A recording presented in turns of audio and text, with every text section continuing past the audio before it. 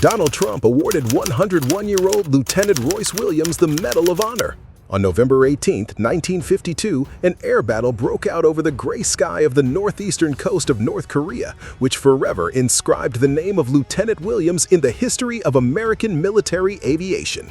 On that day, he commanded a division of 3 jet fighters attached to the VF-781 fighter squadron and based aboard the aircraft carrier USS Oriskany. The task seemed familiar: combat patrolling over enemy-controlled territory. However, it was on this day that fate presented the young pilot with a test that not everyone could handle.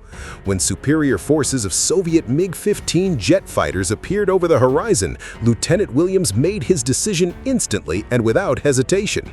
Instead of avoiding a deliberately unequal collision, he led his small group into a frontal attack, trying to prevent the enemy from breaking through to the ships of Task Force 77.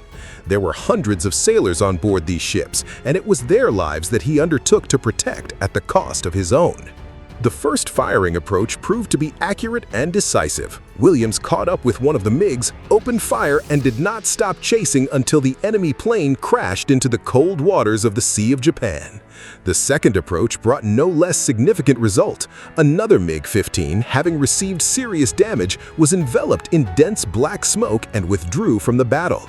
The enemy, however, was not going to give up. One of the remaining enemy fighters reached the firing range and put a shell directly into Williams' car. It was a terrible blow. The plane was critically damaged, the controls were disrupted, and any other pilot in such a situation would have every reason to stop fighting and seek rescue.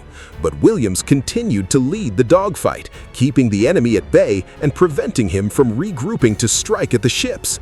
Only when the tactical situation allowed him to do this, he took refuge in a cloud array, withdrew from the battle, and began to fight his way back to the aircraft carrier. What happened next, experienced naval pilots would later call a true miracle of aerobatic skill. Landing an almost uncontrollable jet fighter on the deck of an aircraft carrier is a task bordering on the impossible, even for the most experienced aces. Williams handled it. On February 24, 2026, Williams became the last living recipient of the Medal of Honor for his participation in the Korean War. What do you think about this?